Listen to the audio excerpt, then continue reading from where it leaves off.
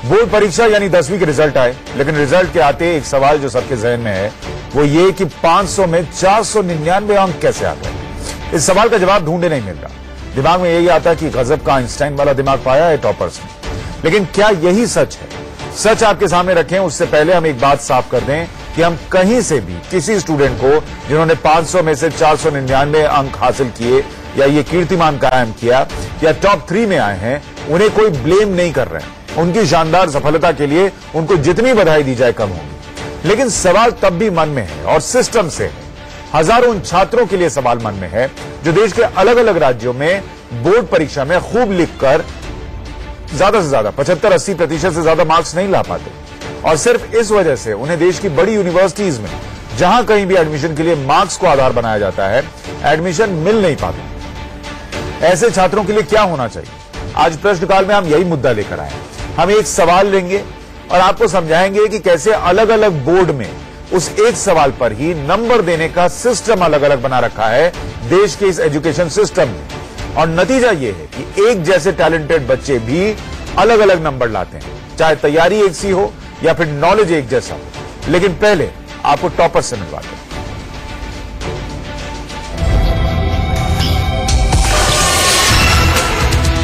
CBSE के 10वीं class के रिजल्ट में इस बार टॉपर्स का चौका लगा है।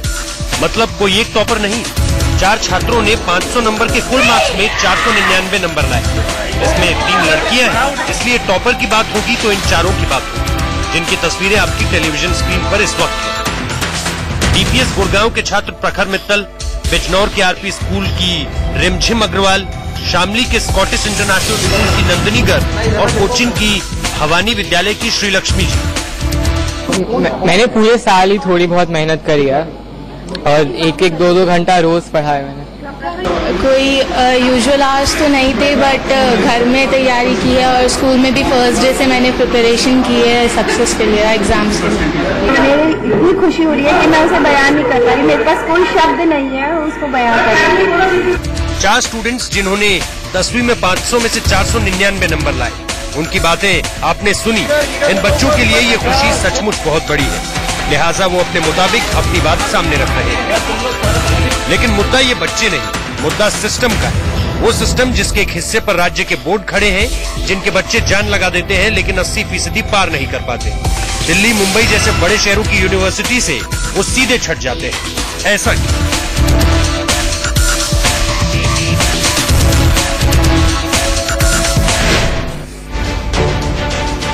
ये बच्चे तो 10वीं पास हैं, इन्हें अभी 12वीं में जाना है, फिर ये कॉलेज यूनिवर्सिटी आएंगे, लेकिन 12वीं के टॉपर की मार्किंग भी इसी तरह की हुई है। पहले जरा इनकी केस स्टडी देख लेते हैं, फिर आपको स्टेट टॉपर से मिलवाएंगे भी और ये समझाने की कोशिश करेंगे कि हम क्यों कह रहे हैं कि ये सिस्टम का टॉपर घोटाला है।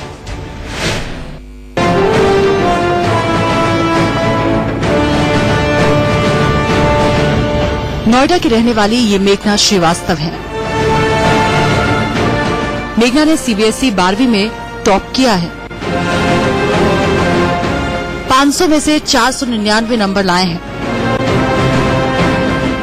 असंभव को संभव कर दिखाया है। मेघना को कुल मिला परसेंट है 100 में से 99.8%। सिर्फ 0.2% नंबर इंग्लिश में कटे हैं। मतलब इंग्लिश में 100 में 100 नंबर नहीं आए, 99 ही आए।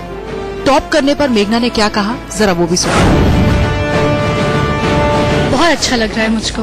पूरे साल तैयारी की थी, मैंने कभी गिना नहीं मैंने कितने घंटे पढ़ाई की है। आई थिंक किसी को उम्मीद नहीं होती है टॉप करने की। Everyone wants to do really well. मेघना को उनके स्कूल वालों ने खूब एक्सपोजर दिया है, और क्यों न दे। अगर इस बच्ची ने इतनी मेहनत की है, खुद का, परिवार और स्कूल का नाम रोशन किया है, लेकिन यूपी बोर्ड के नतीजे भी कुछ दिनों पहले आए हैं, जिसमें गाजियाबाद की ऐश्वर्या को 12वीं में 88.4% अंक मिले हैं। कुछ भी कहने सुनने से पहले ऐश्वर्या की खुशी को स्पेस देना जरूरी है। मुझे बहुत खुशी हो रही है, बहुत ज्यादा, इतनी खुशी की बात है अपने शब्दों में बयान नहीं कर सकती। आप इसका श्रेय किसको देना चाहेंगे? इसका श्रेय मेरे टीचर्स, मेरे पेरेंट्स, मेरे घर वाले और सबसे बड़ा वो खुद है। ऐश्वर्या विजयनगर में मौजूद राजकीय इंटर कॉलेज में पढ़ती हैं। पापा उनके दर्जी हैं, मम्मा हाउसवाइफ हैं। जैसे तैसे इस तंगहाल परिवार में जमीन को सर पर उठाकर ऐश्वर्या ने अपनी पढ़ाई पूरी की। तमाम तकलीफों को झेल कर पढ़ाई पूरी की, लेकिन जब नंबर आए तो 88.4%। ऐश्वर्या पहले तो खूब खुश हुई, लेकिन अगले ही पल जब ये सोचा कि क्या वो आगे की पढ़ाई के लिए DU के किसी अच्छे कॉलेज में एडमिशन ले सकती हैं, तो उनकी खुशी काफूर हो गई। क्यों भाई, ऐश्वर्या ने क्या कम मेहनत की थी? शायद नहीं। वजह दूसरी है। वजह क्या है?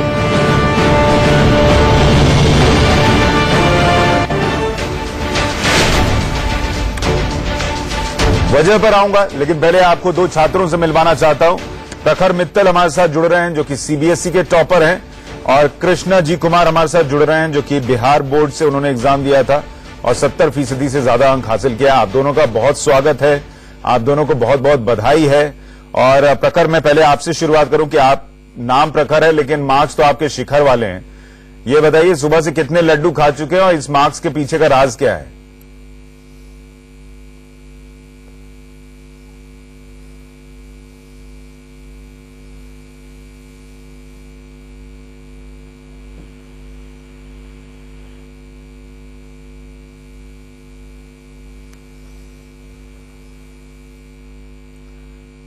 प्रखर, आपको आवाज मिल रही है मेरी?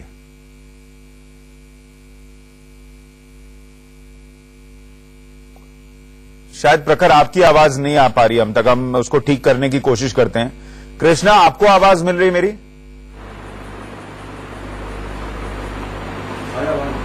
जी जी सर, बोलिए। ठीक है, बहुत बधाई आपको, आपने आज एग्जाम पास किया। कितने अंक आए हैं आपको?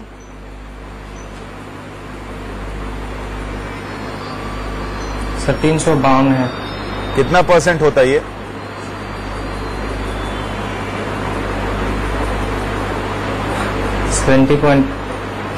70.4 सर। अच्छा ठीक है, कोई बात नहीं। तो इसमें इतना दुखी होकर मत बताइए।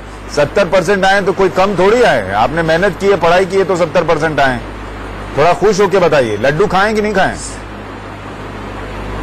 जी नहीं सर। क्यों नहीं खाएं? लड्डू तो नहीं खाए सर, बिकॉज इसलिए क्योंकि सर मेरा अनुमान था कि कम से कम 80+ आना चाहिए था, जो कि नहीं आ पाया। अच्छा देखिए, इस पर हम बात करेंगे, लेकिन एक बात ध्यान रखिए, आपको 70 आए 10वीं में, मुझे 76 आए थे, 76% आए थे। मेरा जीवन भी चल रहा है, ठीक ठाक नौकरी कर रहा हूँ, कमा रहा हूँ, घर चल रहा है। 10वीं के मार्क्स से कुछ नहीं होता, और सिर्फ उसी से होता है ऐसा भी नहीं है, इसलिए खुश रहिए, पहली बात तो। दूसरा ये बताइए कि आपकी तैयारी में कोई कमी नहीं थी, तो आज जो हम सवाल उठा रहे हैं, इससे आपको लगता है कि यही वजह है कि जो बोर्ड है, CBSE बोर्ड में, उसमें जो जांचने का तरीका है और जो स्टेट बोर्ड में जांचने का तरीका है, उसकी वजह से ये मार्क्स में अंतर आता है?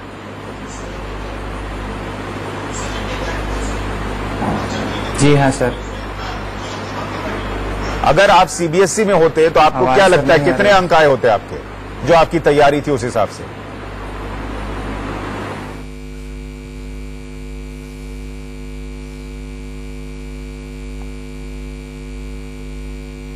लीजिए, अभी आपकी आवाज नहीं आ रही कृष्णा। प्रखर के पास चलते हैं। प्रखर हमारे साथ जुड़ गए। प्रखर, बहुत बधाई आपको।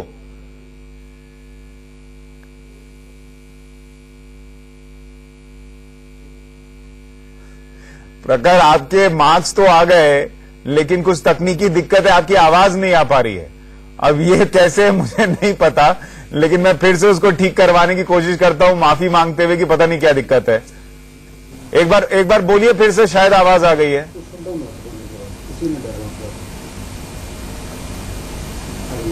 हेलो। हाँ, अब आ रही है प्रखर, आपकी आवाज आ रही है। जितनी मेहनत आपने की थी 10वीं के लिए, हमने उतनी मेहनत की आपकी आवाज को लाने के लिए। अब बताइए, इस अंक को लाने का राज क्या है?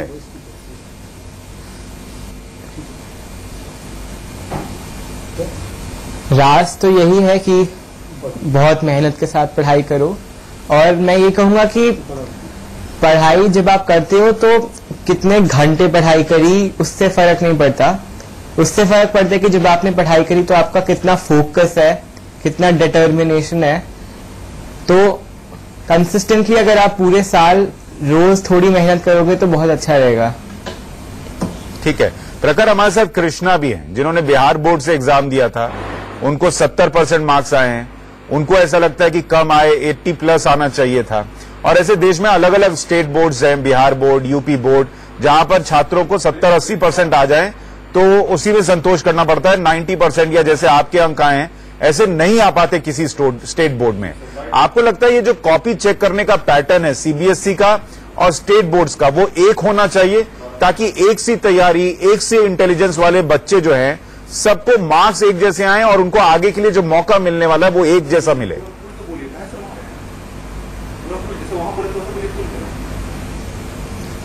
हाँ, मुझे तो यही लगता है कि जितने भी एजुकेशन बोर्ड्स हैं पूरे इंडिया में, उनका ग्रेडिंग सिस्टम जिस तरीके से वो मार्क्स देते हैं वो सेम होना चाहिए और एक कंसिस्टेंसी होनी चाहिए कि मार्क्स कैसे देते हैं, पेपर्स कैसे आते हैं। सब में अगर एक सेंट्रल एक ही तरीके का सिस्टम होगा तो बहुत बेटर रहेगा।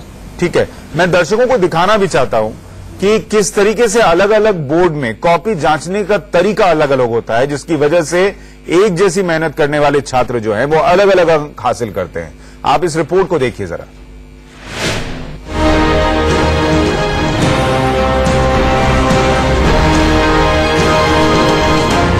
में से 499 नंबर कैसे? दरअसल इस मुद्दे पर पिछले करीब एक दशक से आवाज उठती रही है। यूपी, बिहार, राजस्थान, एमपी जैसे राज्यों के स्टेट बोर्ड में अगर किसी ने 80% से ज्यादा नंबर लाए तो पूरे इलाके में उसकी चर्चा होती, लेकिन एडमिशन नहीं मिलता। जबकि सीबीएसई में 80% नंबर आए तो पुअर मार्क्स का बहाना मिलता है। एडमिशन इन्हें भी नहीं मिलता, लेकिन 80% से ज्यादा पाने वाले इतने होते हैं जिन्हें उंगली पर गिना नहीं जा सकता। एक ही देश में नंबर देने के ये दो सिस्टम कैसे? 10वीं हो या 12वीं, परीक्षा खत्म हो जाने के बाद संबंधित बोर्ड उसे पेपर को चेकिंग के लिए भेजता है। सबसे पहले उसके से नाम, रोल नंबर इत्यादि सभी चीजों का जो पहला पेपर होता है हटा दिया जाता है और उस पर एक कोड लिख दिया जाता है ताकि उस पेपर के साथ या फिर उस आंसर शीट पे किसी भी तरीके की कोई पार्शियलिटी या बेईमानी ना हो। कॉपी चेक होने में बेईमानी शायद ही अब होती होगी। वो जमाना था कि जब रिश्तेदार कॉपी कहाँ गई है इस बात का पता लगाकर पैरवी करने के लिए पहुंच जाते थे। अब ऐसा अमूमन नहीं होता क्योंकि तकनीक की वजह से ऐसा कर पाना बहुत मुश्किल हो गया है। फिर होता क्या है कि बिहार और यूपी बोर्ड में बच्चे 80% पर अटक जाते हैं, सीबीएसई वाले 99.9% ले आते हैं। जरा मार्किंग पैटर्न को समझिए। मान लीजिए कि सवाल है महात्मा गांधी पर 50 शब्दों में लिखें। ये सवाल 10 नंबर का है। अब अगर सीबीएसई के छात्र ने ये लिखा है कि महात्मा गांधी का जन्म 2 अक्टूबर 1869 को पोरबंदर में हुआ था, उन्होंने देश को अंग्रेजों से आजादी दिलाई, हम उन्हें सम्मान से राष्ट्रपिता कहते हैं, और 30 जनवरी 1948 को नाथूराम गोडसे ने दिल्ली के बिरला मंदिर में कंपाउंड में उन्हें गोली मार दी। सीबीएसई का मार्किंग पैटर्न ऐसा है कि अगर 10 नंबर के सवाल के अंदर अगर परीक्षा चेक करने वाला सभी चीजों से संतुष्ट है तो वो परीक्षार्थी को 10 में से 10 नंबर दे सकता है बिना किसी इफ और बट के। लेकिन अगर यही बात अगर यूपी और बिहार के लिए कही जाए तो शायद इसी सवाल के जवाब में या फिर कुछ ऐसे ही सवाल के जवाब में किसी भी छात्र को 6 नंबर से ज्यादा नहीं मिलेंगे। दरअसल यही पैटर्न का फेर है, यही झोल है जिसके लिए छात्र नहीं सिस्टम दोषी है। सीबीएसई की तरफ से कॉपी जांचने के लिए आंसर की और वैल्यू पॉइंट्स दिए जाते हैं, जबकि स्टेट बोर्ड्स में मार्किंग के दौरान कॉपी जांचने वाला अपने स्तर पर भी मूल्यांकन करता है जो जमाने से चला आ रहा है। स्टेट बोर्ड के टीचर के लिए इस जवाब में यह भी होना चाहिए था कि महात्मा गांधी अहिंसा के पुजारी थे, उसके लिए जवाब में नाथूराम गोडसे को हत्यारा भी लिखा होना चाहिए। लेकिन सीबीएसई के छात्रों की कॉपी जांचने वालों को शायद इसकी जरूरत नहीं।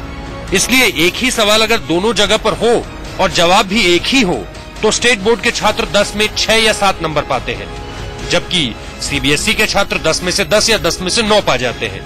अब सोचिए अगर प्रति सवाल ऐसा ही हो गया तो कुल मार्क्स में कितना अंतर हो जाता है। हर बार रिजल्ट आने पर इसे लेकर बातें होती है लेकिन नतीजा कुछ नहीं निकलता। 500 में से 499 नंबर कैसे? दूसरी वजह, एक वजह और है। सीबीएसई के किसी छात्र ने अगर मैथ का कोई सवाल सॉल्व किया लेकिन आखिरी स्टेप पर जाकर आंसर गलत लिख दिया तो उसे 10 नंबर के सवाल में 8 नंबर मिल सकते हैं।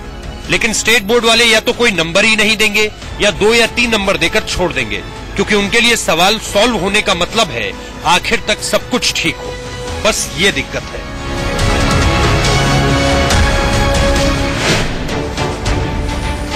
मैं एक बार फिर साफ कर दूं कि किसी भी प्रखर से, किसी भी दूसरे ऐसे छात्र से जिसने 500 में 499 अंक हासिल किए, हम उसका क्रेडिट नहीं छीन रहे। उसने मेहनत की और तब ये अंक हासिल किए। लेकिन हम सवाल सिस्टम पर उठा रहे हैं कि कोई क्यों प्रखर और कृष्णा में फर्क हो अगर दोनों की मेहनत एक जैसी है। क्यों दोनों को आने वाले भविष्य में एक जैसा मौका न मिले कि दोनों एक जैसी मेहनत करके एक जैसे अंक लाएं और जिस कॉलेज में पढ़ना चाहते हैं वहां पढ़ पाएं। प्रखर, मुझे यह बताइए कि आप हो सकता है आज कृष्णा की जगह होते। कृष्णा ने आज सुबह से एक लड्डू नहीं खाया और हो सकता है आपका लड्डू खा खा के मन ऊब चुका हो। क्या यह सिस्टम की गलती नहीं है कि दो छात्र जो एक जैसे सपने देख रहे हैं, वो सिर्फ इसलिए कि सिस्टम की गड़बड़ी है, उस सपने को पूरा नहीं कर पा रहे?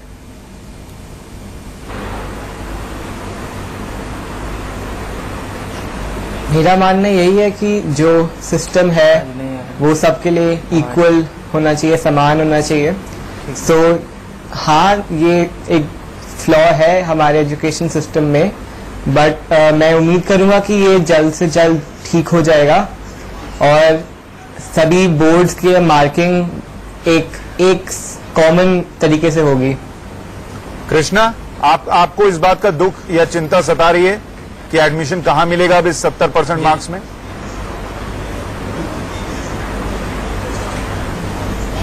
जी सर, सीबीएसई वाले सर अच्छा मार्क्स ला।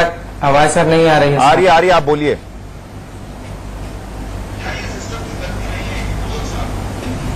सर, सीबीएसई वाले अच्छा मार्क्स ला के अच्छे कॉलेज में एडमिशन करा लेते हैं, लेकिन हम लोग को दिक्कत ये होती है कि उतना मार्क्स आ नहीं पाते हैं, जिसके बदौलत हमको अच्छे कॉलेज में एडमिशन नहीं मिल पाती है।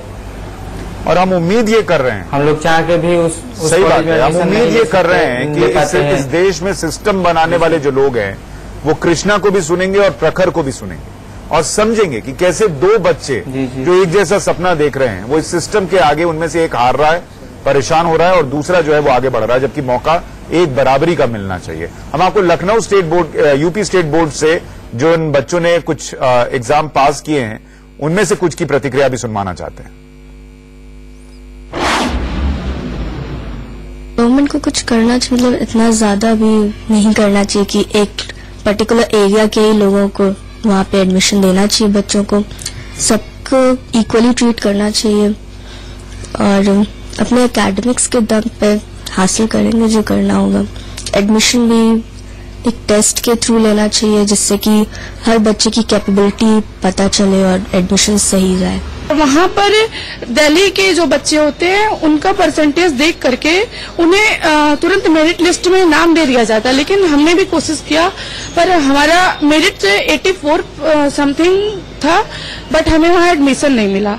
आई थिंक इसमें लोग स्टेट को देख के काम करते हैं कि यूपी, बिहार, हिंदी भाषी राज्य जैसे शब्दों का प्रयोग हम लोगों के लिए होता है, जो कि सही नहीं। हमारे गवर्नमेंट को इस बात पर ध्यान देना चाहिए कि सिर्फ हमारा मेरिट से नहीं, बाकी हमारी एबिलिटी को देखना चाहिए कि हमारे अंदर योग्यता कितनी है। ये छात्रों का दर्द है। प्रखर और कृष्णा, आप दोनों को बहुत बहुत धन्यवाद कि आपने वक्त निकाला और हमारी आवाज बने जिन लोगों तक हम ये मसला पहुंचाना चाहते थे। आप दोनों को बहुत बहुत बधाई, आप दोनों को बहुत सारी शुभकामनाएं भविष्य के लिए। और कृष्णा, आपके मार्क्स भले कम हो लेकिन मेरे लिए आप भी टॉपर हैं, इसलिए मुस्कुराइए जरा और आराम से सोइए, जीवन अभी बहुत बचा हुआ है। प्रखर, आपको भी शुभकामनाएं। प्रश्नकाल